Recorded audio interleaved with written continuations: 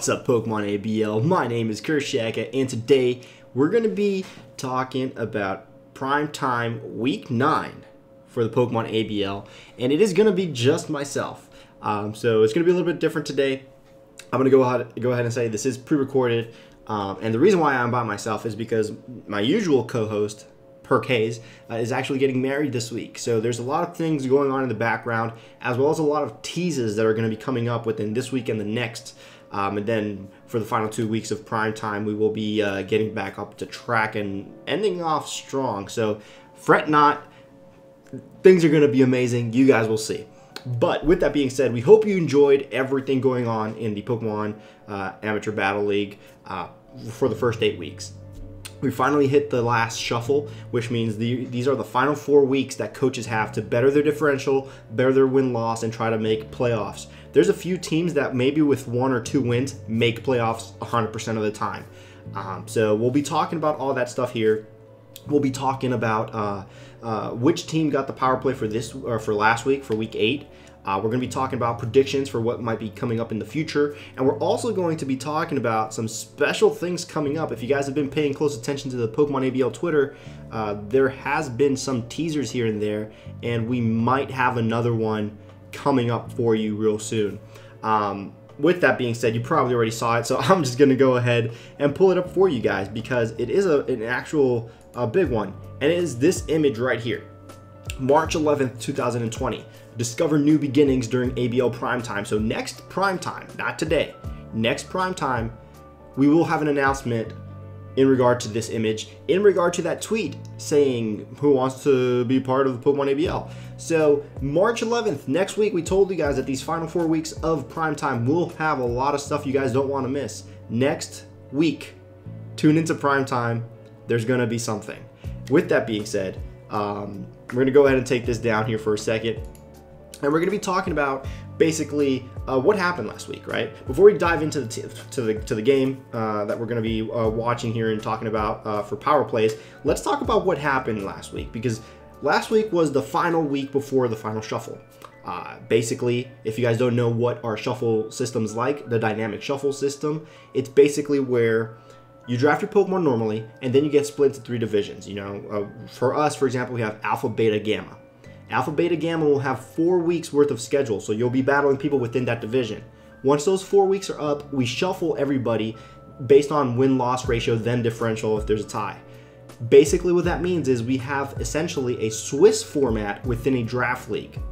This makes it to where if you're doing really bad in a season and somebody else is doing really bad in the same season, guess what? You guys get a chance to better your differential, and week 5, you're not already kicked out of playoffs, basically. You know, week 5, you still have a chance to make a comeback because everybody gets shuffled in. Even the people that are all like 6-0, they need to get a loss at one point, unless if there's one super extraordinary, amazing player, because winners will be battling winners, kind of like Swiss. So if you really are the best of the best, you really need to focus on getting a win every single week, because you can slip up and not make playoffs. But if you lose a lot of games, you still have a chance to make your way back up. And that's essentially the whole idea and the dynamic behind the dynamic shuffle system. With that being said, there's some teams that are taking full advantage of it, as you guys will see in a second here, once we start digging deep into this this whole discussion on which teams moved up, which teams moved down, which teams stayed like in the same place. It's going to be very important how this dynamic shuffle system comes into play, because a lot of these teams are benefiting from it right now, and they might even make playoffs, being in really tight spots in the first shuffle. With that being said, let's go ahead and move on and talk about these teams. Let's talk about the shuffle, and let's break everything down more, say. All right, so here you have it, right? We have Alpha Division, Beta Division, and we have Gamma Division. You guys might notice some changes, some big ones, some not that big, actually. Now, for Alpha Division, I'm going to go ahead and start highlighting here. St. Hubert's Castaways and Houston Team Rockets, no change. They've both lost to the St. Hubert's Castaways lost their last 2 games, which is surprising. They've been undefeated for the first 6 weeks of the season, and then they've lost 2 back-to-back games. Still #1 position. That's how much of a good position they were in, into perspective, of course. Houston Team Rockets won a bunch of games, lost one, won a few more, and now lost another one. Still 6-2 up there because of their differential. However, the next two teams make a very big change here. We have the Cuernavaca Cyndaquils, and the Vancouver Corviknights were already in Alpha Division, but they move up in their positioning a little bit. But the Boston Grambles come in as well. So we have the Cuernavaca Cyndaquils and the Boston Grambles coming from Beta Division, moving over to Alpha Division, which, again, taking full advantage of the dynamic shuffle system. However, now it gets a little bit tougher for them to secure their playoff position, right? A lot of these teams here in this Alpha Division have the best chance because it's the top 8 teams making it into playoffs, right? So it's going to be 6 Alpha Division players and then 2 Beta Division players. However, it's not like, oh, you're already secured a playoff spot because there's no other shuffle. Well, technically, yes, not really. The way it works is you'll play these final 4 weeks, and at the end, technically, there's another shuffle.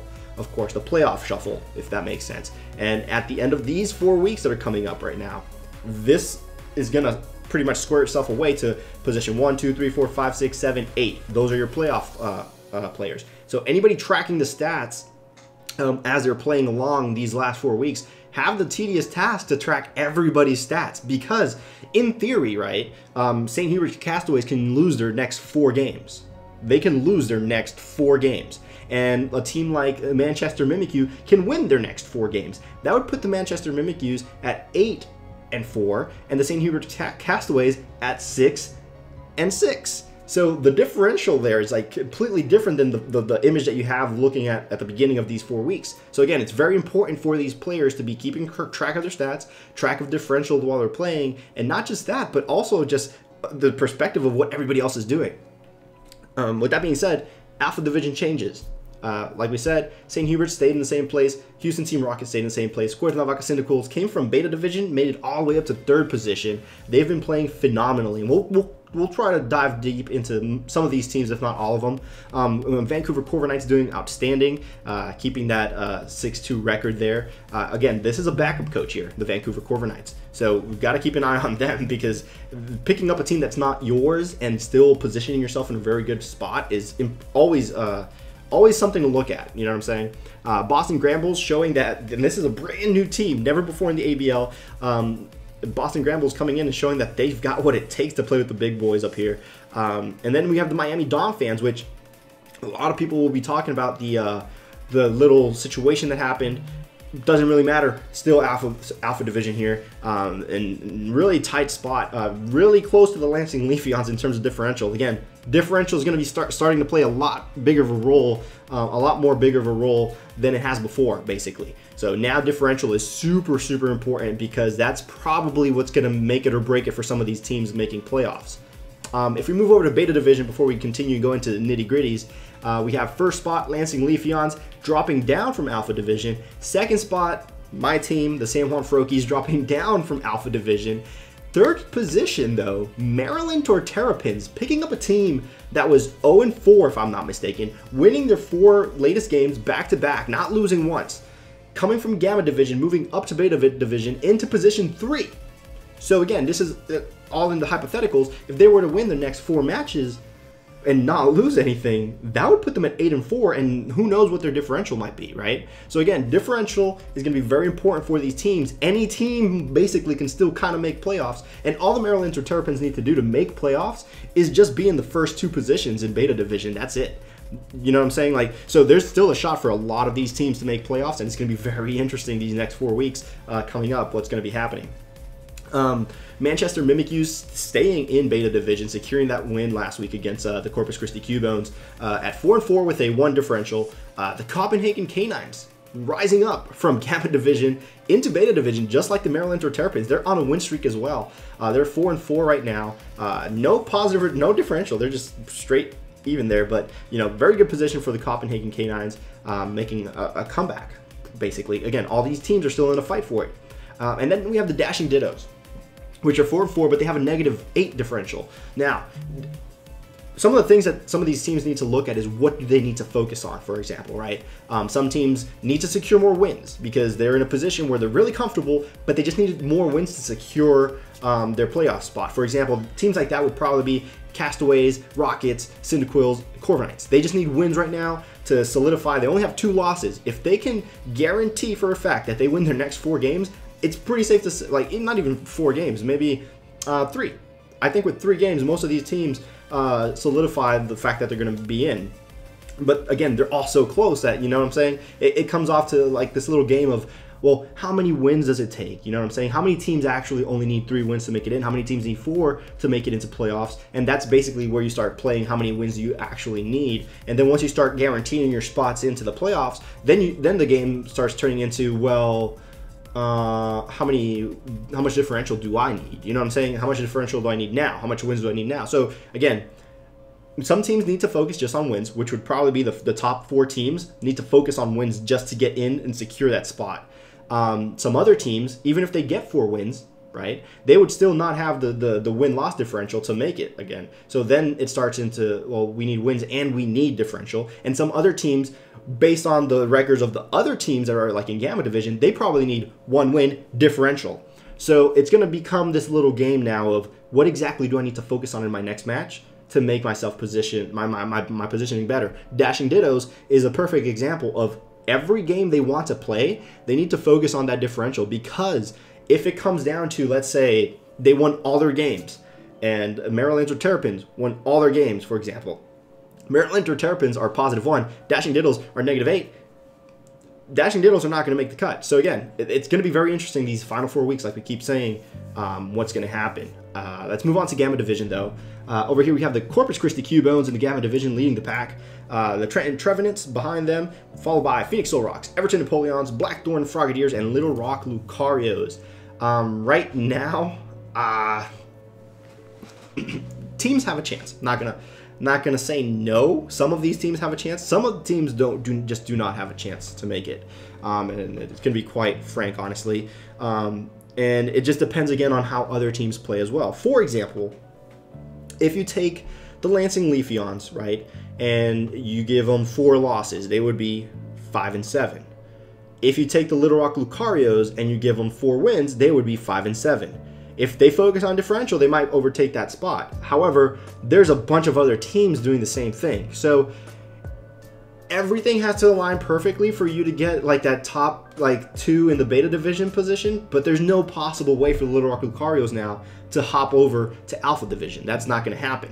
Your best bet right now, for example, would be like everybody in beta division just fails, which is kind of probably not going to work. So again, Little Rock Lucarios, Blackthorn Frogadiers, Everton Napoleons, Phoenix Solrocks, even the Trenton Trevenants, probably not making it to playoffs. Not a guarantee, really. Like, everything is possible, but I can at least the bottom 3 in Gamma Division probably not making it 100%. Phoenix Solrocks, even if you get 4 wins, that would put you at 6-6. And like we were saying before, 6-6 differential. St. Hubert's Castaways would need to lose all their matches coming up now to be 6-6. So again, it comes off to that you need to play this game now and pay very close attention to what you're doing. Corpus Christi Cubones being at 3-5, they're not in a terrible spot realistically, but at the same time, Gamma Division is in such a hard spot to make playoffs right now. It's near impossible, honestly. I'm not going to sugarcoat it. And not just that, but the time to get away from the Gamma Division was this shuffle that just happened. Anybody in Alpha and Beta right now, they're fighting for it because they literally have a shot at playoffs. So it's going to be interesting to see what happens here, because again, Corpus Christi Cubones could go flawless, get a crazy good differential, and then end up these final 4 weeks with a 7-5 record. A 7-5 record is going to be really good, regardless. It gives them a shot for it. And let's say they get like a +10 differential, +11, I don't know. They just go super crazy at it, right? And let's say like my team, the San Juan Frokies, I win 2 games and I lose 2. That would tie me up with them. If I win 2 games, I'm 7-5, and I lose 2, I'm 7-5. And if he has a better differential than me, he might get a shot. But then again, it depends on every other team as well. So the closer we get into the playoffs, which we have 4 weeks till, we start seeing a better picture of what that playoff matchup is going to look like ultimately for the top 8 teams. With that being said, I want to dive into some teams because I know we probably don't have a lot of time. So let's go ahead and dive into the St. Hubert's Castaways first.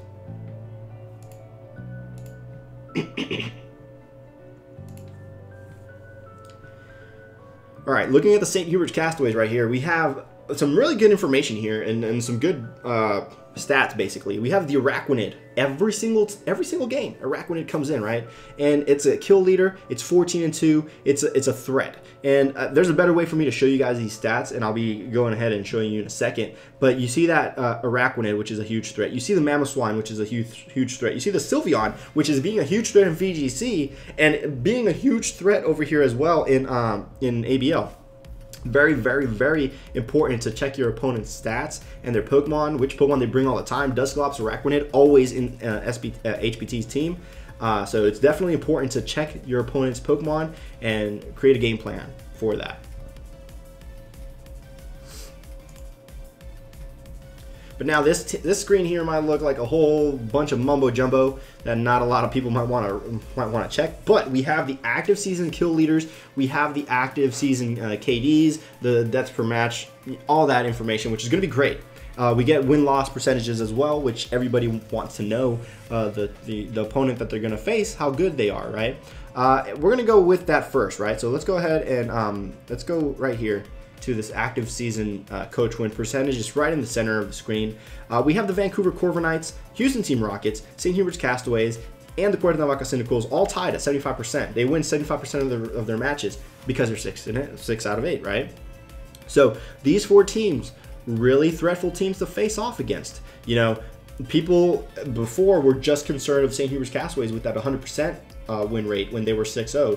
And then they started losing. Now they're down here. Houston Team Rockets are just as scary. But again, I'm trying to focus here on having you guys just use the tools at your disposal, more or less, to just scout out your opponents. Everybody wants these Final Four weeks to be amazing, right?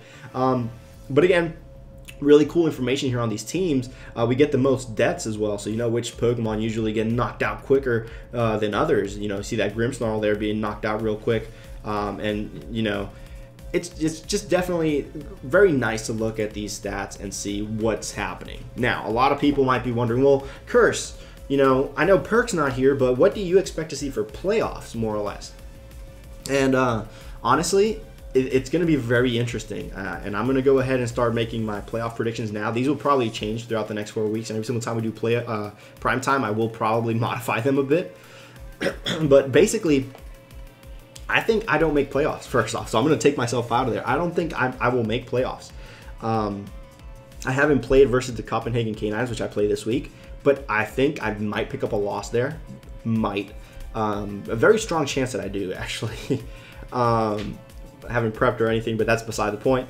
But if I want to talk about the first 6 positions for playoffs, the top 6, I think St. Hubert's Castaways might pick up some more losses along the way, probably 2 more losses, but I think the St. Hubert's Castaways end up with a record of 8-4, which wouldn't surprise me if it's the case. I think they might pick up a loss. I don't remember who they play, but I think if they play like Cuernavaca Cyndaquils, or if they play Corviknights, or even if they play Team Rocket, if they play any of those 4 teams, I can see them picking up a loss against them. Again, these are all the 75% win ratio teams.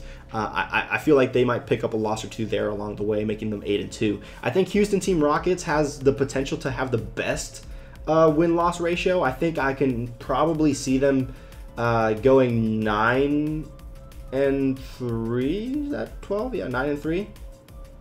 Yeah, I can probably see Houston Team Rockets going 9-3, leading off the pack for that first seed. I can see Cuernavaca Cyndaquils being 8-4 as well. I can see Vancouver Corviknights probably tying up with Team Rocket. So basically, what I'm trying to say, those top 4 teams, I think they're as set as can be, most likely.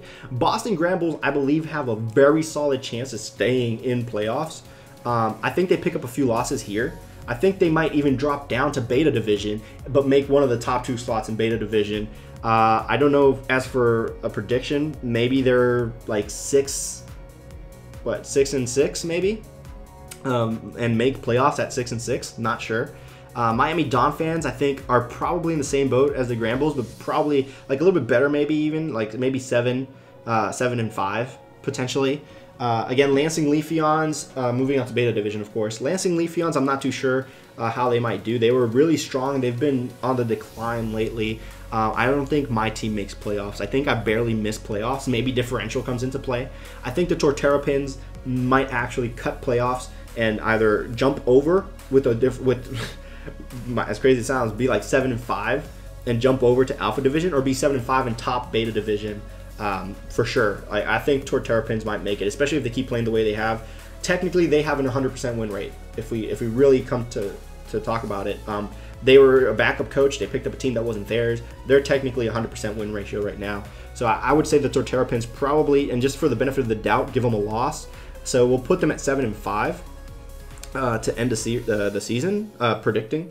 But I do think that they will have a way better differential than what they have right now, which would probably guarantee them a playoff position. I'm just gonna guess that. And then I don't know. I think Torterrapins.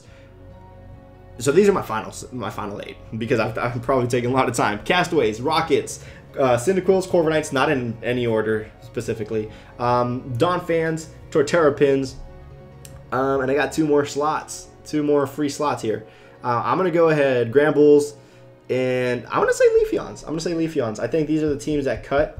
And if it's not Leafeons, probably Canines. So Leafeon, Canines, Leafeon or Canines, Torterrapins, Donphans, and then everybody else that's in Alpha Division pretty much. Those are my predictions for playoffs right now, as of right now, today, which is March 4th. But with that being said, let's move on to the battle that it's going to be power plays, right? Because we've been talking a lot about this. If you guys have any predictions for playoffs, just put them down below. If you guys are watching this live as it's going up, talk about it. I know you guys are, this is kind of pre-recorded. What's up? Yes. But make sure you guys leave those comments going. And I think this is the projected playoff scenario in my brain, of course. But let's move on to the match that we need to talk about today, because it's going to be very, very interesting for sure. All right, so for power plays, the winner of power plays is going to be none other than the Copenhagen Canines this week. They went off against the Trenton Trevenants, that is Perk Hayes' team, and they played amazingly. I actually know what the Trenton Trevenants was trying to go for here, and I could talk some about it as we watch the video. And I'm going to go ahead and speed this up a bit for you guys, so you guys can see it a little bit faster than it would normally go. Basically, Copenhagen Canines lead off with the great lead of that Charizard Torkoal set. You got that Sun. You're going to boost everything up. They are afraid of losing Charizard to an electric move, so they go ahead and switch into the Gastrodon, of course. Now, Trenton Trevenants had this idea in the back, and they have a Passimian, which you guys will see later on, which actually has Fling Iron Ball. Then it had Acrobatics, and I don't remember what else was in the set. Basically, they were hoping that Rillaboom was not Scarfed, which is crazy. I know, right? What are the odds that a Rillaboom is Scarfed? And it is. But they were hoping that it was not Scarfed so that it would outspeed basically everything with an 85 base speed based on their spread, and basically putting it in a position where it would do massive damage with the Iron Ball to anything it wanted to fling the Iron Ball to. Now, throughout the battle, he pretty much flinged the Iron Ball to a Pokemon that didn't necessarily need an Iron Ball. Not that this is why they lost, but they really didn't need to fling it in that direction. Now, when this Tyranitar comes into play from Solobgo's side, Solobgo's trying to go for speed control, weather control, and all that amazing jazz, because basically that's all it is. You know, you started off with a strong Sun lead, right? And you had the opportunity and option, if you had that solar powered Charizard, which is your Dynamax captain, you know, to get even more damage out. If it has a Life Orb, even more. I don't remember if it had a Life Orb or not. But basically controlling that right off the bat and putting the Trevenants in a position to where they want to Thunderbolt the Charizard. I think it had a Wakanberry. Thunderbolt the Charizard. Of course you want to Thunderbolt the Charizard, so let me bring in Gastrodon and not take that hit. And now, being in the position where I have a Sandstorm up, none of my Pokemon are going to take Sandstorm damage. You're going to take Sandstorm damage. You're going to start losing your speed with this Icy Wind over and over again. I keep recovering myself. And again, the Copenhagen Canines showcasing a lot of dominance in the battle early on, like as soon as the battle started. I think a lot of the things that affected Perk in this battle were the fact that he didn't really change his Pokemon. He didn't switch as much as I personally would have. And then, like you guys just saw, because of that Rock Slide just taking out 2 very important Mons in Perk's lineup, being the Rotom Heat and the Haxorus. Rotom Heat being able to deal with the Charizard, being able to deal with the Rillaboom, being able to deal with a lot of other things that are still in Solobgo's team. And then in turn, this puts Perk in the weird position of having to bring out Gengar, his Dynamax captain, and Passimian, the guy that he was actually trying to use his shenanigans with, right? So again, very, very unfortunate positioning for Perk. I think it was a really bad lead for him. But Salabgo, remaining calm, cool, and collected, knowing exactly what he wanted to do, said, you know, I want to take out the Rotom, want to take out the Haxorus. Oh, wow, you brought your Dynamaxmon out first, too. So now I can stall that out or defeat it or whatever I want to do with it, and I will still be able to put myself in a position where later I have my own opportunity to do so with his Charizard. So again, great plays by Salabgo and the Copenhagen Canines. Again, very dominant early on, but there is a turning point, though, where they actually start losing Mons, and this is actually where that turning point kind of begins with the Gastrodon loss. You know, they start losing the Gastrodon, and then basically he brings in the Rillaboom, and this is the part where I was like, okay, perfect. Perk's going to fling the Rillaboom. That thing just protected over there, the Tyranitar just protected, which is fine. So you either A, double down on the Rillaboom and take it out, or B, you could just fling the Rillaboom, take care of the Tyranitar if you want, but then again, you could always max Overgrowth on it next turn, even if it protects again. So I personally would have gone for the double down on the Rillaboom right now, but I don't think that's what he does. I think he does something completely different here. Yeah, this is the point where he doesn't double down on it, I think, because he goes ahead and he hits the Rillaboom with the great move, which is perfect, but then he goes ahead and flings on the Tyranitar, which does secure the knockout, but I don't personally think Tyranitar was that much of a threat. We didn't know that Rillaboom had that Scarf either. So again, Rillaboom having the Scarf was a really big deal because now it outspeeds that Passimian, like we said, 100%. So again, a lot of what ifs. Hindsight's always 20/20, as everybody says. But again, Salabgo is just showcasing how dominant he came into this match, having a Choice Specs Drampa, and I think he Draco Meteored the Passimian and all that. Really great plays from him. You know, I really can't say much other than, you know, great game to Salabgo. The ABL will be in touch and make sure to contact you for your prize. And we hope to see what happens next week, because this week, after the shuffle, it's going to be very interesting to see how everybody starts playing. But here you can start seeing knockouts from both sides. It comes down to the wire, and it ends up being, I think, a 2-0 when it could have been a 1-0 or something like that. But again, great game to Salabgo and the Copenhagen Canines, and hopefully they secure another victory. All right, and as we're coming close to like the end of Primetime here, because we're not going to be doing a super long Primetime today, we do want to talk about a few things here. And basically, it's these final 4 weeks are going to be very, very important, right? There's going to be a announcement next week, which I do hope a lot of you guys come watch and enjoy the announcement. I think a lot of you guys will enjoy the announcement, 100%. I do want to tease a little bit about it. It does have to do with post-home stuff. It does have to do with great stuff. Matter of fact, I'm going to leave this here. And I'm going to post a little clip right after this here. And hopefully you guys can catch my wind. And hopefully next week you guys will come back to actually find out what the announcement is. But until next time, that is all the time we have for Primetime today. Make sure to check every single coach out. Subscribe to them. Drop a like to them. Watch their videos. Watch their battles. Support your favorite coach. Add us at PokemonABL on Twitter. Leave us comments, concerns, tweet at us, send us anything you guys like. Talk about how amazing the doubles format is. And until next time, my name is CurseShaka, all alone. Nobody's here with me, but next week we will have a guest. We're going to say congratulations to Perk getting married. Hopefully everybody drops a comment saying congratulations, and if you don't, send them a DM. Say congratulations, Perk.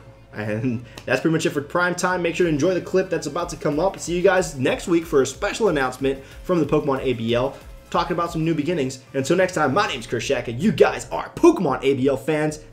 Peace.